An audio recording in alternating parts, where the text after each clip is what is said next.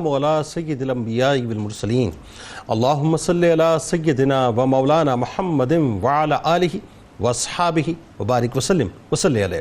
دنیا کے تمام دیکھنے والوں کو، تمام چاہنے والوں کو، تمام پیار کرنے والوں کو، اور جہاں جہاں تک اس وقت میری آواز کو سنا اور مجھے دیکھا جا رہا ہے، جنید اقبال کی جانب سے انتہائی محبت کے ساتھ السلام علیکم۔ ایک بار پھر ناظرین، آپ کو پر نور صبح میں صبح نور کے ساتھ میں دل کی گہرائیوں سے خوش آمدید کہتا ہوں، اور آئیے بلا توقف چلتے ہیں حضرت ابو انیس محمد برکت علی علیہ رحمہ کی تالیف اسماء النبی کریم صلی اللہ علیہ وآلہ وسلم سے رسول اللہ صلی اللہ علیہ وآلہ وسلم کا ایک اسم مبارک پڑھنے اور سننے کی سعادت حاصل کرتے ہیں۔ سیدنا حبیب اللہ صلی اللہ علیہ وآلہ وسلم، ہمارے سردار اللہ کے حبیب، درود و سلام بھیجے اللہ آپ صلی اللہ علیہ وآلہ وسلم پر، آپ صلی اللہ علیہ وآلہ وسلم کی آل پاک پر اور صحابہ کرام رضوان اللہ تعالیٰ علیہم اجمعین پر۔ حضرت ابو ہریرہ رضی اللہ تعالیٰ عنہ سے روایت ہے کہ حضور نبی کریم صلی اللہ علیہ وآلہ وسلم نے ارشاد فرمایا کہ اللہ نے حضرت ابراہیم علیہ السلام کو اپنا خلیل بنایا اور حضرت موسیٰ علیہ السلام کو اپنے ساتھ کلام و سرگوشی کرنے والا بنایا اور مجھے اپنا حبیب بنایا۔ پھر اللہ تعالیٰ نے فرمایا کہ قسم ہے مجھے اپنی عزت و جلال کی، میں ضرور اپنے حبیب کو اپنے خلیل و کلیم پر ترجیح اور فوقیت دوں گا۔ ناظرین ہمارے ساتھ آج آپ رہیں، کیونکہ انشاءاللہ آج ہم مل کر چلیں گے حضرت شاہ کمال کیتلی قادری رحمۃ اللہ علیہ کی بارگاہ میں، جو انتہائی ممتاز ہستی ہیں۔ ناظرین، مقتدائے راہ دین، ولی کامل، ہادی افضل، شیخ الآفاق، سلطان الاوتاد، قطب الارشاد، غوث زمن، سید الاکابر، لال دیال، سلطان السالکین، غوث الآفاق، کبیر ملک العشاق، چمن قادریہ کے گلاب، روحانیت کے آفتاب، حضور غوث العظم دستگیر حضرت شیخ عبد القادر جیلانی رضی اللہ تعالیٰ عنہ کی نسل پاک کے مہتاب، حضرت شاہ کمال کیتلی رحمۃ اللہ علیہ، 9ویں صدی ہجری کی وہ بلند مقام ہستی ہیں ناظرین، جو دین اسلام کا پرچم اٹھا کر کئی اسفار کرتے رہے، ملک و جاتے رہے، جن پر حضرت شیخ عبد القادر جیلانی رضی اللہ تعالیٰ عنہ کی خاص نظر عنایت تھی، جنہوں نے اپنے زمانے کے جید علماء سے ظاہری علوم اور باطنی علوم میں استفادہ کیا،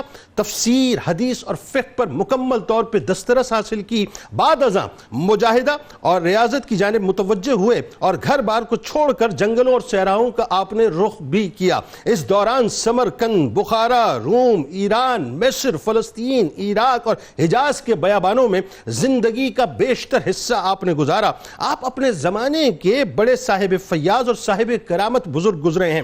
اللہ کی بارگاہ میں آپ کو ایک خاص مقام و مرتبہ حاصل تھا اور منظور خدا تھے، مستجاب الدعوات تھے، یعنی دست دعا کے لیے جب آپ ہاتھوں کو جب دست دعا بلند کر دیا کرتے تھے تو اللہ تبارک و تعالیٰ آپ کی دعاؤں کو قبولیت کی سند عطا فرما دیا کرتا تھا۔ حضرت شاہ کمال کیتلی رحمۃ اللہ علیہ نے برسوں سیر و سیاحت میں صرف کیے ناظرین، اس لیے سفر کرتے تھے آپ کہ قدرت الہی کا مشاہدہ کر سکیں اور ساتھ ہی کامل درویشوں کے فیض باطنی سے مستفیض ہو سکیں۔ حضرت شاہ کمال کیتلی رحمۃ اللہ علیہ کے پیر و مرشد حضرت شاہ فضیل قادری رحمۃ اللہ علیہ نے آپ کے روحانی کمالات سے خوش ہو کر آپ کو ہندوستان کی ولایت عطا فرمائی کہ ہندوستان میں جا کر تا دم آخر رشد و ہدایت میں مشغول رہیں، بلکہ یوں کہیے کہ ارض ہند میں سلسلہ قادریہ کے سرتاج بنے۔ اسلام کی ترویج کے لیے بغداد سے ابراہیم لودھی کے آخری دور میں ہندوستان تشریف لائے، بلوچستان، سندھ اور پنجاب کو سیراب کرتے ہوئے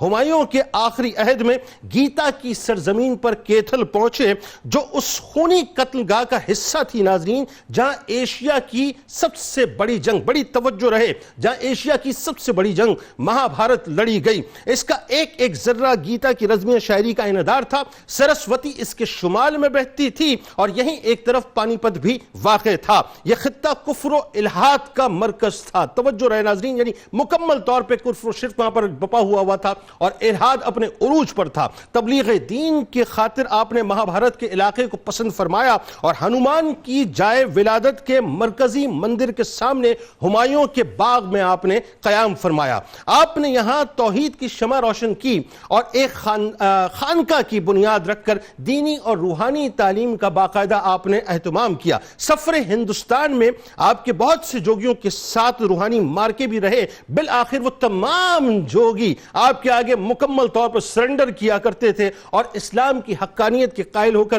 لا الہ الا اللہ محمد رسول اللہ صلی اللہ علیہ وآلہ وسلم کی صداؤں کو بلند کیا کرتے تھے۔ آپ رحمت اللہ علیہ صاحب کرامت اور صاحب تصوف بزرگوں میں سے تھے جن کی نظیر اولیاء مقتدین میں کم نظر آتی ہے۔ ناظرین کرام، متقدمین جتنے بھی ہیں ان میں خاص طور پہ آپ کا ایک بڑا مقام ہے، آپ کی قدر و منزلت سے کوئی انکار کی جرت نہیں کر سکتا۔ آپ کیتھل کے صاحب ولایت تھے، آپ کا شمار کاملین میں کاملین اولیاء کرام میں ہوتا ہے۔ آپ اتباع سنت نبوی صلی اللہ علیہ وآلہ وسلم کے سخت پابند تھے، کوئی کام آپ شریعت کے خلاف نہیں کیا کرتے تھے۔ آپ تمام روحانی اور اخلاقی خوبیوں سے آراستہ اور پیراستہ تھے، ریاضت میں اور مجاہدے میں فقید المثال تھے، عبادات میں اور فقر میں بے نظیر تھے، فقر و غنا کا دامن کسی حالت میں بھی آپ نہیں چھوڑتے تھے۔ ناظرین، بڑے بڑے سلاطین آپ کی بارگاہ میں آتے تھے اور آپ کو بڑے بڑے تحائف پیش کرنے کی کوشش کرتے تھے، لیکن کمال ناظرین کہ ایسا اختیاری فقر تھا کہ آپ کسی کے تحائف کو قبول نہیں کرتے تھے۔ آپ کی شخصیت و بزرگی کا اندازہ حضرت مجدد الفسانی رحمت اللہ علیہ کے الفاظ سے بخوبی ہوتا ہے کہ ہم کو جب خاندان قادریہ کے مشائخ کا کشف ہوتا ہے تو بعد حضور غوث الثقلین رضی اللہ تعالیٰ عنہ کے شاہ صاحب جیسا بزرگ نظر نہیں آتا۔ آئیے ناظرین، آج انہی کی بارگاہ میں چلتے ہیں مل کے اور ہدیہ عقیدت بھی پیش کریں گے اور آپ کو بتلائیں گے صاحب یہ آسان نہیں تھا دین کی ترویج کرنا اس دور میں۔ میں 9ویں صدی ہجری کی بات کر رہا ہوں جس وقت کفر و شرک اپنے عروج پر تھا۔ آپ سے بات کا آغاز کرتے ہیں۔ بڑی کمال شخصیت ہے صاحب، اور جب میں ان کی حالات زندگی کو پڑھ رہا تھا تو آپ دیکھیے ہم نے ایسا لگتا ہے پوری عمر جو ہے وہ کتنی غفلت میں گزاری کہ ہمیں یہ پتہ ہی نہیں ہے کہ ہمارے محسنین ایکچولی کون ہیں۔ اب حضرت شاہ کمال قادری کیتھلی رحمت اللہ علیہ، سب سے پہلے تو آپ کا بنیادی خاندانی تعارف آپ بتلائیے، کیونکہ ظاہر ہے آپ کا تعلق جو ہے وہ ہندوستان سے نہیں تھا۔ اس کے ساتھ ساتھ القابات کے بارے میں بتائیے، پھر حضرت شیخ عبد القادر جیلانی رضی اللہ تعالیٰ عنہ کی جو بغداد شریف میں آپ پر خاص ایک نظر کرم، پھر نسبی اور روحانی تعلق، اور پھر پیش گوئیاں جو آپ کے بارے میں بڑی بات ہے۔ بسم اللہ الرحمن الرحیم، هو القادر هو الحق هو المعین۔ آپ کا بھی شکریہ کہ اتنی عظیم شخصیات سے آپ ہمیں بھی اور امت کو بھی روشناس کروا رہے ہیں۔ سلاسل قادریہ میں ایک ایسی شخصیت کہ عمومی طور پر لوگ آپ کے احوال سے واقف نہیں، لیکن سلسلہ قادریہ میں اللہ نے حضور غوث اعظم کے بعد آپ کو وہ شان اور وہ کمال عطا فرمایا جو آپ کے علاوہ کسی اور کے حصے میں نہیں آیا۔ واہ! ناظرین کی توجہ کے لیے اور اس بات کی اہمیت کے لیے کہ آپ کتنی عظیم شخصیت ہیں، اس بات کی جانب اشارہ کرنا چاہوں گا جو مجدد پاک مجدد الف ثانی رحمہ اللہ نے آپ کے لیے فرمائی کہ جب ہم اکابرین سلسلہ قادریہ پر نگاہ ڈالتے ہیں تو حضور غوث اعظم رضی اللہ عنہ کے بعد ملک العشاق، شیخ الآفاق، شیخ شاہ کمال کیتھلی رحمہ اللہ جیسی دوسری شخصیت ہمیں نظر نہیں آتی۔ تو اب آپ سوچئے کہ مجدد پاک جن کے لیے یہ بات کہہ رہے ہیں تو روحانیت میں ان کا مقام کیا ہوگا۔ اب 12 واسطوں کا فاصلہ ہے 12 واسطوں سے اگر ہم نسب کی بات کریں تو 12 واسطوں سے آپ کا سلسلہ نسب حضور غوث اعظم رضی اللہ عنہ تک پہنچتا ہے، اور حضور غوث اعظم رضی اللہ عنہ کے 8ویں فرزند حضرت سید ابو عبد الرحمن عبداللہ رضی اللہ عنہ کی اولاد سے آپ شامل ہیں۔ اور یہ بھی بڑی اہم بات ہے کہ آپ کی آمد کی خبر اور آپ کی آمد کی بشارت سینہ بسینہ حضور غوث اعظم سے آپ کے شیخ حضرت فضیل قادری رحمت اللہ تعالی علیہ تک چلی آئی تھی۔ سبحان اللہ۔ اور آپ کے شیخ نے آپ کے والد محترم حضرت شاہ عمر رضی اللہ عنہ کو آپ کی بشارت کی خبر دی تھی، اور جب آپ کی ولادت ہوئی تو انہوں نے کہا کہ یہ وہی فرزند ارجمند ہے کہ جن کی بشارت کی خبر میرے تک سینہ بسینہ غوث پاک سے چلی آ رہی ہے۔ یعنی قطع کلام کی معذرت یوں کہیے کہ بشارت میں یہ تھا کہ عمر کو کمال ملے گا۔ جی بالکل یوں ہی ہوگا، بالکل ایسے ہی عمر کو ہوگا، روحانی کمال آپ کے ذریعے۔ اور اگر میں روحانی کمال میں ذکر کروں ایک اہم بات، دیکھیں آپ کے جو القابات کا آپ نے ذکر کیا اس میں ایک بڑا بہترین لقب اور بڑا اہم لقب ہے سلاب الاحوال۔ سلاب یعنی سلب کر لینے والا احوال کو، یعنی آپ کی اگر شخصیت کو آپ دیکھیں نا، اور آج بھی آپ کے مزار پہ دیکھیں، اور اہل دل آج بھی کہتے ہیں کہ مراقبہ میں جب آپ کی طرف توجہ کی جائے تو آپ کے مزار مبارک سے فیض پھوٹ پڑتا ہے، اور اس کی وجہ یہ ہے کہ آپ اپنی حیات میں سلاب الاحوال میں سے تھے۔ اور یہ یاد رکھیں کہ جب کوئی صاحب کرامت اور صاحب نظر اور حضوری والے بزرگ وصال کر جائیں تو صوفیہ فرماتے ہیں کہ یوں ہوتا ہے کہ گویا تلوار میان سے باہر آ گئی. اچھا یعنی ان کا تصرف اتنا بڑھ جاتا ہے اور ان کی تاثیر اتنی بڑھ جاتی ہے اور ان کا فیض اتنا بڑھ جاتا ہے کہ آپ ان کے مزار پہ برسا برس صدیوں بعد جاتے ہیں, آپ اس فیض کو محسوس کرتے ہیں. یعنی زندگی میں ہم تو یہ سمجھ رہے ہیں کہ تلوار جو ہے وہ میان میں ہے, وصال کے بعد پردہ فرمانے کے بعد میان سے نکل آتی ہے, سے باہر آ گئی, فیض اور بڑھ گیا ہے. تو آپ سلاب الاحوال, چونکہ آپ کی شخصیت تکوینی امور کے ساتھ تھی اور صاحب تصرف بزرگ تھے, یعنی اس قدر جلال بھی تھا اور کمال بھی تھا کہ بعض اوقات ایسا ہوتا تھا کہ آپ نگاہ ڈالتے تھے اور ولایت کو سلب کر لیا کرتے تھے. تو سلب ولایت کے اعتبار سے آپ کو سلاب الاحوال کہا گیا. یہاں پر ایک اور بات بڑی اہم ہے کہ دیکھیں ہمارے جو اولیاء کرام, ان میں دو طرح کے اولیاء ہوتے ہیں. ایک ہوتے ہیں سالک مجذوب اور ایک ہوتے ہیں مجذوب سالک. ٹھیک ہے.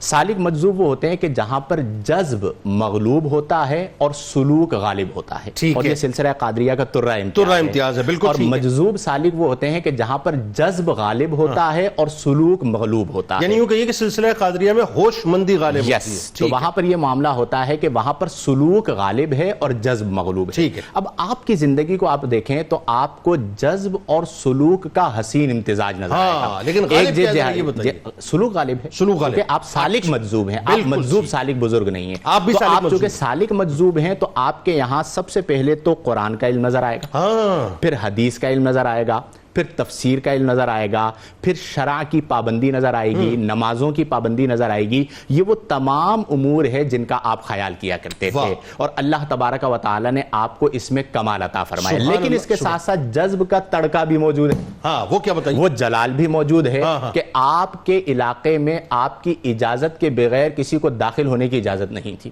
سلب کر لیا کرتے تھے. اور وہ مطلب آگے چل کے اس پر گفتگو ہوگی, دیگر احباب بھی گفتگو فرمائیں گے کہ بڑے اکابرین جو ہے نا وہ آپ کی بارگاہ میں حاضر ہوتے ہوئے کتراتے تھے, اور آپ کی جب نگاہ پڑا کر آپ کے اپنے بچے یعنی حضرت شاہ عماد الدین رحمہ اللہ ہو گئے, حضرت شاہ موسیٰ ابو المکارم ہو گئے, حضرت شاہ نور الدین ہو گئے, اور شاہ عماد الدین کے جو بیٹے ہیں جو آپ کے پوتے ہیں شاہ سکندر کیتھلی رحمت اللہ علیہ. یعنی آپ یہ دیکھیں کہ آپ کو یہاں بھیجا گیا, آپ کی ذات سے مجدد الف ثانی رحمہ اللہ کے والد محترم شیخ عبد الاحد جو ہیں وہ فیض پا رہے ہیں, اور آپ کے پوتے سید شاہ سکندر کیتھلی رحمت اللہ تعالی علیہ سے بذات خود مجدد الف ثانی فیض پا رہے ہیں. تو اس سے آپ اندازہ لگائیں کہ یہ کتنی عظیم شخصیت ہوں گی کہ آپ کی ذات فیض عطا کر رہی ہے مجدد پاک کے والد محترم کو, اور آپ کے پوتے فیض عطا کر رہے ہیں مجدد پاک کی ذات مبارکہ کو. تو اس اعتبار سے آپ جذب اور سلوک کے حسین امتزاج والی شخصیت موجود. بالکل. اور یہ اتنا اہم ترین نقطہ ہے کیونکہ اس پہ آگے جا کے میں بات کرنا چاہوں گا کہ وہ جو ناظرین ہمارے ساتھ آپ نے رہنا ہے, کیونکہ دین الہی کی ظاہر ہے اس میں ریلیونس بڑی ہے بات کرنے کی. اور جو بادشاہ اکبر نے جو کچھ بھی کیا تھا, آپ یہ دیکھیں مجدد الف ثانی رحمۃ اللہ علیہ جو ہیں جس بارگاہ سے فیض اٹھا رہے ہیں, بارگاہ آپ کی ہے. ڈاکٹر صاحب ذرا یہ پہلے بتائیے, ابتدائی تھوڑی سی ہم گفتگو کر لیتے ہیں کہ آپ کی ابتدائی زندگی کے حالات, جو آپ نے محنت کی ہے بچپن سے ہی, جو مجاہدات کا اور ریاضتوں کا سلسلہ ایک شروع ہو گیا تھا, آپ دیکھیں یہ بالکل ایسا ہے کہ اللہ تبارک و تعالیٰ نے ایک خاص مقصد کے لیے جب چنا ہوتا ہے نا بندے کو, تو بچپن ہی سے وہ نظر آ رہے ہوتے ہیں ان کے تمام تر معاملات. دوسرا ابتدائی تعلیم و تربیت کا بتائیے, اور جو علمی مقام جس کے بارے میں تھوڑا سا ذکر ہوا لیکن میں چاہتا ہوں ڈیٹیلنگ ذرا آپ کیجئے. بسم اللہ الرحمن الرحیم. حضرت سیدنا شاہ کمال کیتھلی رحمۃ اللہ علیہ کی ولادت سن 895 ہجری میں بغداد میں ہوئی ہے. ٹھیک ہے. لیکن آپ نے سفر اور سیر و سیاحت کے بعد جس خطے کو اپنا مرکز اور مسکن بنایا وہ آج ہندوستان کی ہریانہ اسٹیٹ کیتھل کا علاقہ ہے, اور اسی مناسبت سے آپ علیہ رحمہ کو کیتھلی کہا جاتا ہے, اور اسی خطے میں آج بھی آپ کا مزار اقدس مرج خلائق ہے. واہ.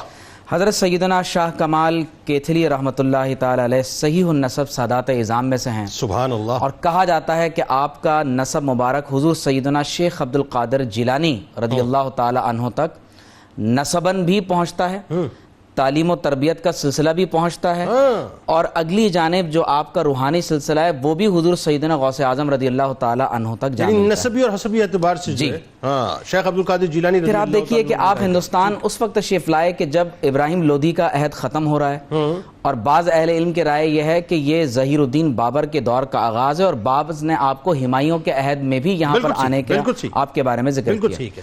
آپ حضرت شاہ فضیل قادری علیہ رحمہ عرف زندہ پیر سے آپ بیعت ہوئے, اور یہ وہ بزرگ ہستی ہیں کہ جنہیں براہ راست حضور سیدنا شیخ عبد القادر جیلانی رضی اللہ تعالی عنہ سے روحانی طور پر اویسی سلسلے کے ذریعے سے استفادے کا موقع ملا، اور حضور سیدنا شیخ عبد القادر جیلانی علیہ الرحمہ سے آپ کا جو سلسلہ ہے وہ تقریباً 9 واسطوں سے ملنے والا ہے۔ اللہ، اور اسی لیے آپ دیکھیے کہ تقریباً 17 خلفاء ہوئے ہیں حضرت سیدنا شاہ فضیل قادری رحمۃ اللہ علیہ کے، لیکن سب سے زیادہ اصغر لیکن مقام و مرتبے میں سب سے برتر اور افضل حضرت شاہ کمال کیتھلی رحمۃ اللہ تعالی علیہ کی ترتیب کے اعتبار سے اصغر اور مرتبے کے اعتبار سے اکبر ہے۔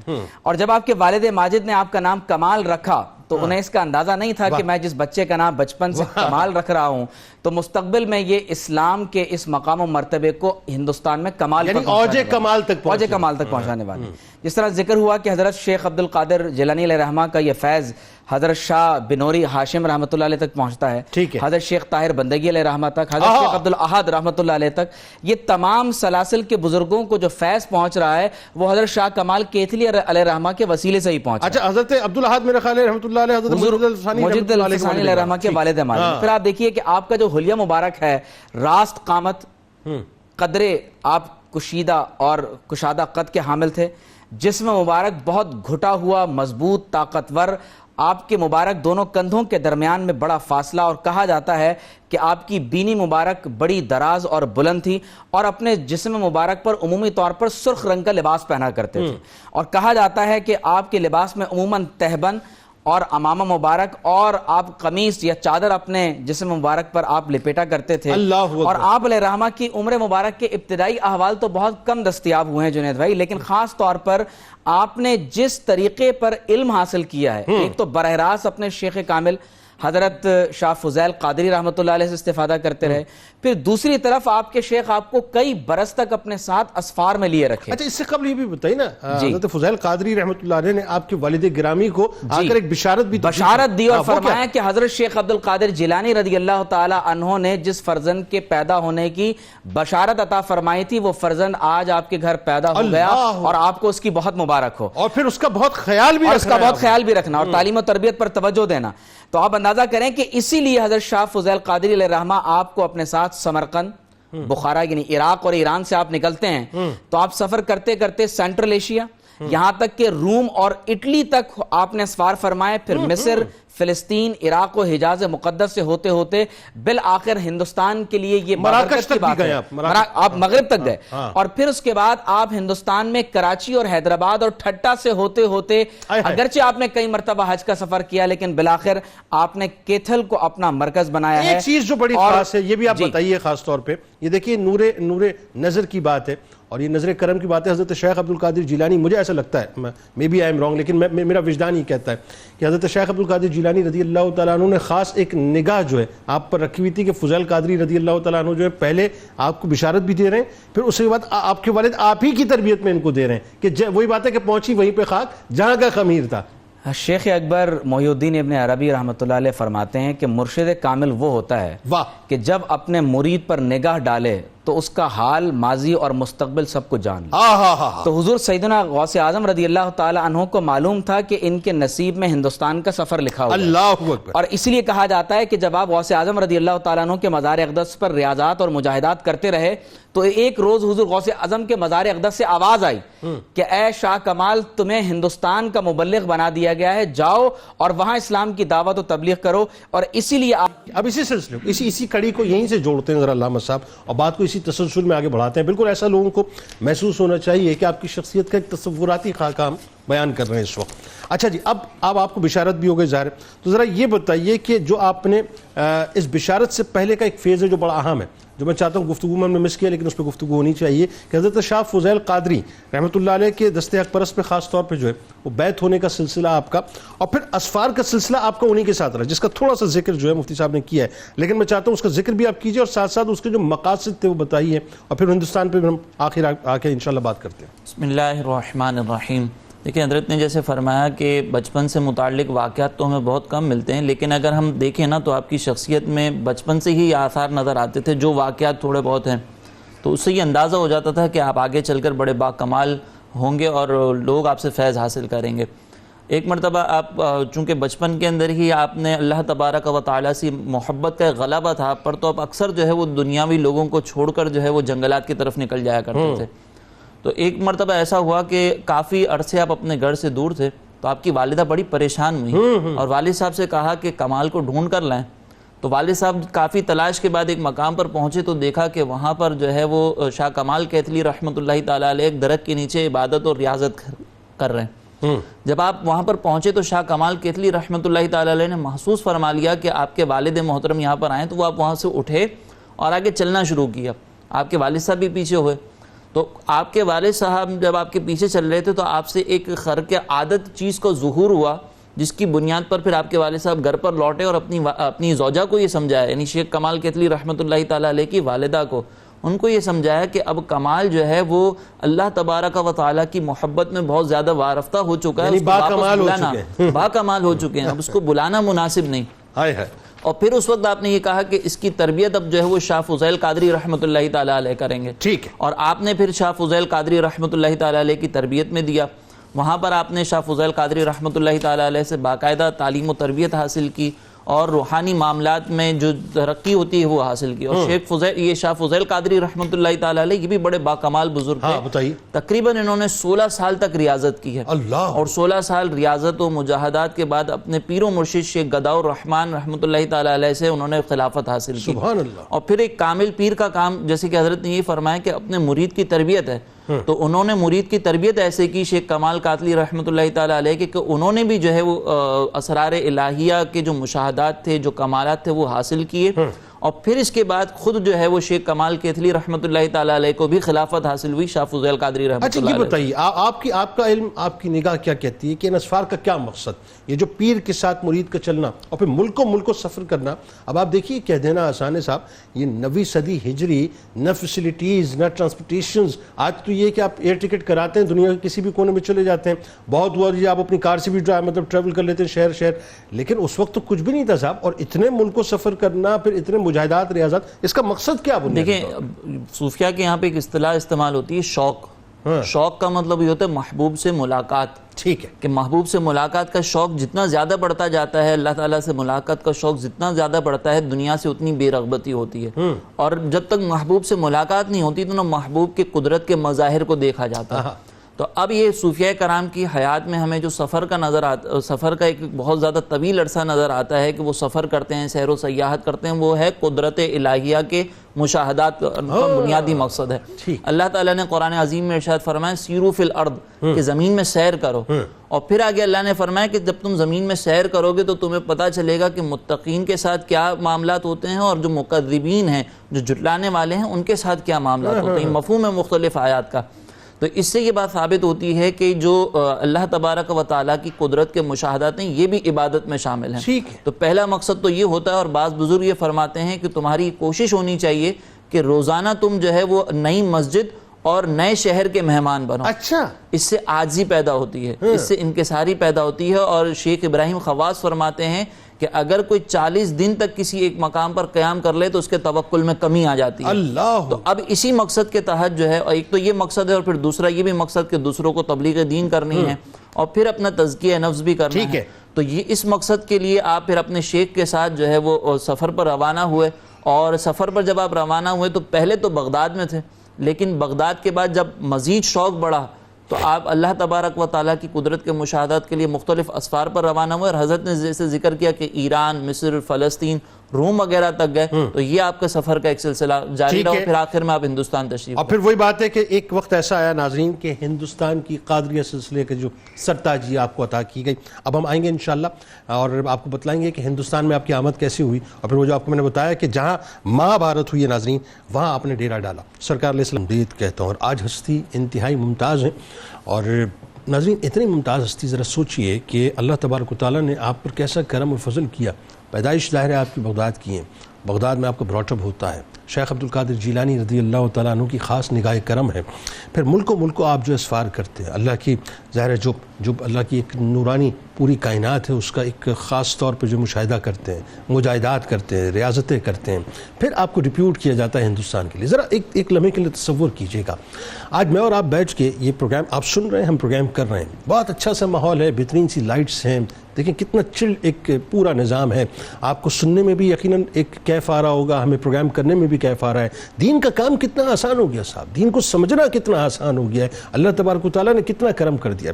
حضرت شاہ کمال قادری کیتھلی رحمۃ اللہ علیہ کی شخصیت کو اگر آپ سامنے رکھیں ناظرین, اور ذرا سوچئے کہ اس وقت 9ویں صدی ہجری میں نے پہلے بھی عرض کیا کہ کوئی فیسلٹیز نہیں تھی, لیکن ملک کو سفر کرنا, اللہ تبارک و تعالیٰ کے دین کے پیغام کو لے کر جانا, اور پھر فائنلی ہندوستان کے اندر اس وقت ڈپیوٹ کیے جانا ناظرین کہ جس وقت کفر و شرک اپنے عروج پہ تھا, الہاد اپنے عروج پہ تھا, لوگ معاذ اللہ اور اس کے رسول کے منکر تھے, جنت دوزخ کے منکر تھے.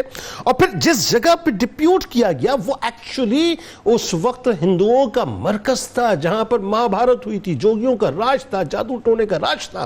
لیکن وہی بات ہے ناظرین, جو اللہ اور اس کے رسول صلی اللہ علیہ وآلہ وسلم کے کام کے لیے نکلتے ہیں, اللہ تعالیٰ ان کا مددگار ہوا کرتا ہے. ہمیں اپنے محسنین کو نہیں بھولنا چاہیے. اس پروگرام کا مقصد ہی یہی ہے کہ اپنے اسلاف سے جڑے رہیے تاکہ ہمیں یہ پتہ چلے کہ کن کن ہستیوں نے ہم پر احسانات کیے اور کن کی وجہ سے کلمہ طیبہ ہمارے گھروں تک پہنچا ہے.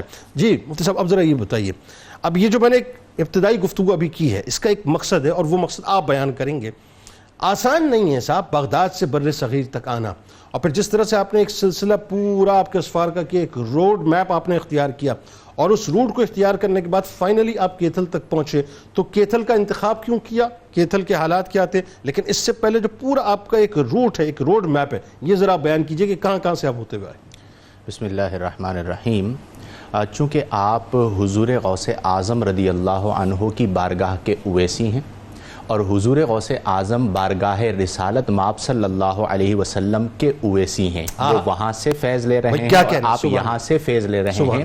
تو اس بنا پر آپ کا جو پورا سفر ہے وہ سفر معمور من اللہ ہے, گویا کہ اللہ, یعنی آپ کا وہاں سے ہجرت فرمانا, ٹھیک ہے, اور ہجرت فرما کر سرزمین ہند میں ٹھٹھا میں تشریف لانا, ٹھیک ہے, پھر ٹھٹھا میں 1 سال قیام کرنے کے بعد آپ کا ملتان آنا, بالکل ٹھیک ہے, اور پھر ملتان میں کم و بیش 2 سال کے قیام کے بعد آپ کا ہریانہ اور کیتھل میں تشریف لانا. یہ ساری وہ چیزیں تھی جو آپ کو حکم دیا گیا کہ آپ کی ذات سے جو انوار پھوٹنے ہیں ان کا فیضان خاص طور پر وہاں پر عام ہوگا. اچھا, وہاں تبلیغ دین بھی جیسے ٹھٹھا میں آپ 2 برس رکے میرا خیال ہے نا, یا ملتان میں رکے, پھر آپ اپنے نمائندہ اور اپنے خلفاء بھی منتقل کیا یہاں پر, یعنی پہلے پنجاب میں فیض بانٹا, اور پھر پہلے سندھ میں بانٹا, سندھ میں, کراچی سے 1.5 گھنٹے کی ڈرائیو دونوں, چونکہ اس زمانے میں نہ سندھ تھا نہ پنجاب تھا, اس زمانے میں صرف ہندوستان تھا. بالکل ٹھیک. تو اس اعتبار سے آپ یہ فیض بانٹتے ہوئے, یعنی آج کے موجودہ کے اعتبار سے عرض کر رہا ہوں, ورنہ بالکل ٹھیک بات ہے کہ آپ نے فیض بانٹا. لیکن یہاں پہ ایک بڑی اہم بات جو اس پورے سوال کا خلاصہ کہہ لیجئے یا عطر کہہ لیجئے, وہ یہ ہے کہ آپ کیوں تشریف لائے کیتھل, یہ بتائیے, اور کیتھل میں آپ کا سب سے بڑا کارنامہ کیا تھا. تو علماء نے لکھا کہ جو سب سے اہم بات تھی کیتھل تشریف لانے کی, وہ یہ تھی کہ مستقبل قریب میں وہاں پر ایک ایسی عظیم شخصیت نے ولادت پانی تھی جو کہ مجدد پاک مجدد الف ثانی رحمت اللہ علیہ ہیں, اور ان کے فیض سے فیضیاب ہونا تھا.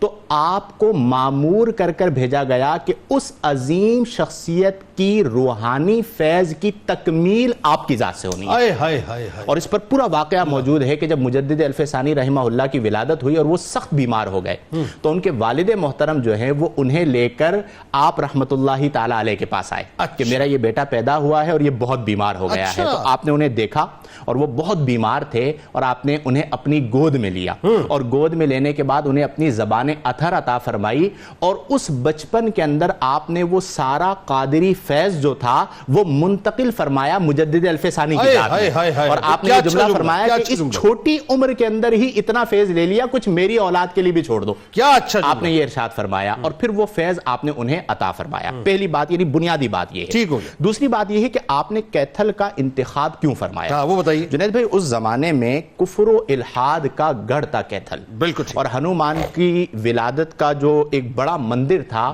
اس کے عین مقابل ہمایوں کے باغ میں آپ نے قیام فرمایا. اور آپ یہ دیکھیں کہ یہ وہ شخصیات ہوتی ہیں کہ عام لوگ نہیں بلکہ اس زمانے میں جو جوگی ہوا کرتے تھے, جن کے بہت سارے چیلے ہوا کرتے تھے, وہ آپ کے ہاتھ پر توبہ کرتے ہیں اور اسلام قبول کرتے ہیں. اس کی وجہ کیا ہے؟ اس کی وجہ یہ ہے کہ وہ کوشش کیا کرتے تھے کہ آپ کے قریب آئیں اور عجیب و غریب حرکات کیا کرتے تھے. تو آپ کے جب قریب آتے تو اللہ نے جادو اور سحر عطا فرمائی, اللہ نے آپ کو یہ شان عطا فرمائی کہ ایک نگاہ سے آپ انہیں خالی کر دیا کرتے. واہ واہ واہ. آخر میں فائنلی علامہ صاحب بتائیے, حضرت شاہ کیتلی رحمۃ اللہ علیہ کی شخصیت کے اوصاف, آپ کے محاسن, یعنی اتنی ڈائیورسٹی ہے آپ کی شخصیت کے اندر, اتنی ڈائیورسٹی ہے کہ ایک ہی وقت میں ایک ہی شخصیت, یہ کیسے ممکن ہے کہ جذب بھی اپنے عروج پہ ہو, اور یہ دیکھیے کہ ہوش بھی اپنے عروج پہ ہو, کہ شریعت بھی ہاتھ میں رہتی ہے, اور تصوف کی وہ مطلب باغ دوڑ کہ جسے آپ کہیں کہ جذب و مستی کا اور کیف کا وہ معاملہ کہ جہاں نگاہ ڈال دی وہاں یا تو ولایت کو سلب کر دیا یا ولی بنا دیا. بتائیے ذرا. بسم اللہ الرحمن الرحیم. دیکھیں آپ نے جیسے ذکر کیا نا کہ شریعت بھی ہاتھ میں رہتی ہے, آپ کی شخصیت کا ایک بڑا زبردست یہ تعارف بھی ہے کہ اتباع سنت کو آپ اپنے ایمان کا حصہ سمجھتے تھے, اور کوئی ایسا موقع نہیں تھا کہ جو آپ اپنے ہاتھ سے اس سنت کے راستے کو چھوڑ دیں. آپ خود یہ کہتے ہیں کہ مجھے اس بات پر فخر ہے کہ میں شریعت محمدیہ کی تکمیل کر رہا ہوں اور فقر کے اندر نبی کریم علیہ السلام کی مطابعت کر رہا ہوں, کیونکہ فقر میں مطابعت کرنے سے بڑھ کر کوئی مطابعت نہیں. بلکہ جونپور یا جے پور کے راجہ نے آپ کو پورا گاؤں جو آفر کیا, جی شہنشاہ سوری نے کافی آپ کو مراعات پیش کی, لیکن آپ نے اس کو ٹھکرا دیا. شہنشاہ سوری کے مطلب جس کو آپ نے خلیفہ بنایا تھا, جی کیا نام تھا اس کا, خان کر کے کچھ نام تھا غالباً اس کا نام, لیکن وہ شہنشاہ سوری نے جب آپ کو مراعات پیش کی تو آپ نے ان سب کو ٹھکرا کر ایک کمرے کے اندر قیام فرمایا.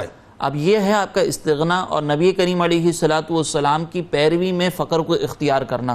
اسی طریقے سے آپ کا, اب دیکھیں جہاں پہ ہمارے یہاں پہ جب خانقاہ تیار ہوتی ہے, کوئی شخصیت ہوتی ہے تو اس کے بعد نذرانے بھی بہت آتے ہیں, تو اسی طریقے سے آپ کی بارگاہ میں بھی نذرانے آتے تھے, لیکن ان نذرانوں کی وجہ سے آپ نے اپنے گھر تعمیر نہیں کیے تھے بلکہ وہ فقراء میں تقسیم کر دیا کرتے تھے. یہ آپ کا انداز استغنا تھا, یہ آپ کا جو ہے وہ فقر کا عالم تھا. اور اس کے بعد ایک مرتبہ یہ آپ کی سیرت میں ہی واقعہ ملتا ہے کہ ایک مرتبہ آپ جذب و مستی کی کیفیت میں پنجاب میں صحرا نوردی کر رہے تھے, تو ایک شخص نے جو خود اسرار الہیہ کی اور اطاعت الہی کی طرف بڑا مشغول تھا, آپ کو اپنا مہمان بنایا. جب وہ مہمان بنایا اور آپ اس کے یہاں پر آپ نے رات قیام کیا, اور پھر اس کے بعد جب صبح روانہ ہوئے تو وہ بھی چند روٹیاں لے کر آپ کے ساتھ روانہ ہوا. ٹھیک. اور جہاں پر آپ عبادت اور ریاضت کرتے تھے اس مقام پر ایک درخت پہ وہ روٹیاں اس نے لٹکا دیں. اب جب وہ وہاں سے روانہ ہوا اس سوچ کے ساتھ کہ چلیں حضرت کو کچھ فائدہ ہوگا, پھر 6 مہینے کے بعد دوبارہ اس نے ملاقات کا, اس کے اندر شوق بیدار ہوا. جب وہ واپس آیا تو دیکھا کہ وہ روٹیاں وہیں پر موجود تھیں اور آپ نے اس کو ہاتھ بھی نہیں لگایا. تو پھر حضرت سے پوچھا کہ حضرت یہ کیا معاملہ ہے کہ آپ نے یہ روٹیاں ایسے ہی چھوڑ دیں؟ انہوں نے کہا کہ مجھے روزانہ تازی روٹی مل جاتی ہے, مجھے اس کی کیا حاجت ہے. اللہ اکبر. تو یہ آپ کا زبردست طریقے سے استغنا کو اختیار کرنا اور فقر اختیاری. اچھا ایک اور چیز جو بڑی خاص ہے, اور یہ لوگوں کو ویسے عام الفاظ میں ذرا سمجھائیے, ایک اور بھی تو واقعہ ہوا تھا, اور یہ یہاں پہ شان جو ولایت نظر آتی ہے کہ جب آپ کی فقر و فاقے کا معاملہ دیکھا کسی نے تو آ کے آپ کو ایک پارس دے دیا تھا خدمت میں نا, جی آپ اس کو جو ہے اپنا کسی لوہے پہ ویسے رگڑ لیا کریں سونا. کیا ہوا تھا اس میں یہ تھا کہ ایک صاحب کمال بزرگ جو ہے وہ آپ کی بارگاہ میں آئے اور آپ کے جو چھوٹے شہزادے ہیں ان کو دیکھا کہ ان پر فقر کے بڑے آثار ہیں, بھوک کے بڑے آثار ہیں, تو ان سے پوچھا کہ بیٹا یہ کیا ماجرا ہے؟ تو انہوں نے سامنے سے کہا کہ ہمارے گھر میں کافی عرصے سے فاقہ چل رہا ہے. تو ان کو بڑی حسرت ہوئی کہ شیخ کمال قادری رحمۃ اللہ تعالیٰ علیہ جیسی عظیم شخصیت اور ان کے یہاں پر جو ہے فقر و فاقے کا یہ عالم, تو وہ لے کر آئے پارس اور کہا کہ حضرت آپ اس کو سونا بنا دیجئے گا, آپ جب اس کو صرف لوہے پہ ٹچ کریں گے وہ لوہا سونا بن جائے گا, اور اپنی ضروریات پوری کر لیجئے گا. تو وہ دے کر چلے گئے. شیخ کمال کیتلی رحمۃ اللہ تعالیٰ علیہ نے وہ رکھا. پھر وہ کچھ عرصے کے بعد واپس آئے تو دیکھا کہ آپ کے شہزادے کے پاس جو ہے وہ ویسے ہی فقر کا عالم ہے. ابھی وہ پوچھنے ہی والے تھے کہ شیخ کمال قادری رحمۃ اللہ تعالیٰ علیہ وہاں باہر تشریف لائے اور ان بزرگ کو اپنے ساتھ لے کر گئے, اور ایک مقام پر لے جانے کے بعد انہوں نے کہا زمین پر جو ہے وہ اپنا دست اقدس مارا تو وہ زمین جو ہے وہ پوری سونا بن گئی. بلکہ ایک روایت میں بھی آتا ہے کہ آپ نے ایک مٹی کا ڈھیلا اٹھا کے آپ نے مارا تو وہ زمین جو ہے وہ پورے سونا بن گئی. اور پھر آپ نے کہا کہ اگر ہم چاہیں تو ہمارے لیے ساری چیزیں جو ہے وہ سونا بن جاتی ہیں, لیکن ہم یہ فقر کو اختیار کرنا پسند کرتے ہیں کیونکہ نبی کریم علیہ السلام کی اتباع مقصود ہے. تو یہ اس بات کی طرف بھی اشارہ ہے کہ آپ جو اولیاء کرام ہوتے ہیں یہ اپنی ضروریات کو از خود پورا کر سکتے ہیں, جیسا کہ نبی کریم علیہ السلام کی اگر ہم سیرت کو دیکھیں تو آپ یہ فرماتے تھے کہ میں اگر چاہوں تو مدینے کے پہاڑ سونا بن کر میرے ساتھ چلیں، لیکن اس کے باوجود سرکار علیہ السلام نے بھی فقر اختیاری کیا. کیا کہہ رہے ہیں؟ یہ ہمارا ایک جو اس میں جو اہم ترین بات ہے، آپ دیکھیں نا، میں ابھی دیکھ رہا تھا کہ کسی نے غوث علی شاہ پانی پتی سے دریافت کیا کہ حضرت علاؤالدین صابر کلیری رحمۃ اللہ علیہ، حضرت ابو علی شاہ قلندر رحمۃ اللہ علیہ، جیسا کہ میں نے حوالہ دیا ابھی، اور حضرت شاہ کمال کیتھلی رحمۃ اللہ علیہ کس مقام پر تھے؟ تو فرماتے ہیں غوث علی شاہ رحمۃ اللہ علیہ فرماتے ہیں کہ شاہ کمال اور علاؤالدین یہ دونوں جو ہیں وہ سیر جہاں ہیں، اور ابو علی شاہ قلندر رحمۃ اللہ علیہ سیر جہاں ہیں. یعنی تینوں بزرگ اکثر جو ہے وہ دریا حیرت میں مستغرق رہتے تھے، لیکن نہ کھانے کا ہوش ہوتا تھا، فقر و فاقہ ہوتا تھا. لیکن آپ دیکھیں شاہ کمال کیتھلی رحمۃ اللہ علیہ کے معاملے میں کہ وہی بات ہے کہ ہوش بھی ہے اور مدہوش بھی ہیں. لیکن اولادوں کی تربیت آپ نے کیسی کی، خلافتیں کیسے آپ نے عطا کی ہیں، پھر خلفاء کا جو سلسلہ آپ نے بنایا وہ دیکھیے کہ اس کے ذریعے سے دین تبلیغ کا سلسلہ کیسے آگے بڑھا. دیکھیں اصل مقصد یہی ہے کہ انسان جب دین کی طرف راغب ہوتا ہے تو وہ دین کی تبلیغ اسی وقت اچھے انداز سے کر سکتا ہے کہ جب اس تبلیغ کا آغاز اپنے گھر سے ہوتا ہے. کیونکہ اولاد ایسی وہ ہوتی ہے کہ ہمارے پاس اکثر اس کے ساتھ وقت گزرتا ہے، تو اولاد کی تربیت اگر مکمل نہ ہو تو پھر انسان اس میں ناقص ہو جائے. ویسے بھی انسان کی ذمہ داری ہے، اللہ تعالیٰ نے فرمایا قوا انفسکم واہلیکم نارا. اب دنیا کو ہم نصیحتیں کریں لیکن ہماری اولاد جو ہے وہ جہنم کا ایندھن بن جائے، کیسے ہو سکتا ہے؟ اور اولیاء کرام کے یہاں پر یہ بالکل بھی نہیں ہو سکتا کہ وہ اپنی اولاد سے غافل ہو جائیں. پھر اسی طریقے سے ایک اور چیز میں ذکر وہ میت والی بات بھی تو آپ نے ایک فرمائی تھی نا کہ انسان کی مثال جو ہے میت کی طرح، وہ کیا غسل دینے والے کیا ہے وہ بتائیے. آپ یہ فرماتے ہیں کہ جو سالک ہوتا ہے اس کی طبیعت، اس کی حیثیت ایسی ہے کہ جیسے غسال کے ہاتھ میں میت. اب میت کو یہ اختیار نہیں ہے کہ وہ یہ کہے کہ مجھے ٹھنڈے پانی سے نہلاؤ یا گرم پانی سے نہلاؤ. کیا کہنا ہے؟ یہ آپ نے اس بات کی طرف اشارہ کیا ہے کہ ہم جو ہے وہ غسال کے اوپر ہے، وہ جیسے چاہے. ہاں ہم سالک ہیں، ہم پر یہ لازم ہے کہ ہم شریعت کی اتباع کریں. اب چاہے وہ شریعت کی اتباع ہمارے نفس کو ناگوار گزر رہی ہو یا ہمارے نفس کو پسند آ رہی ہو، ہمیں ہر حال میں وہ اتباع کرنی ہے. یہ ہماری شریعت کے شاہ کمال قادری رحمۃ اللہ تعالی علیہ کی طرف سے ہمیں ایک سبق ملتا ہے جس کو آج کے دور میں امپلیمنٹ کرنا ضروری ہے. بہت شکریہ آپ تینوں احباب کا، آپ تشریف لائے. اللهم صل على سيدنا ومولانا محمد وعلى سيدنا علي وسيدتنا فاطمة وسيدة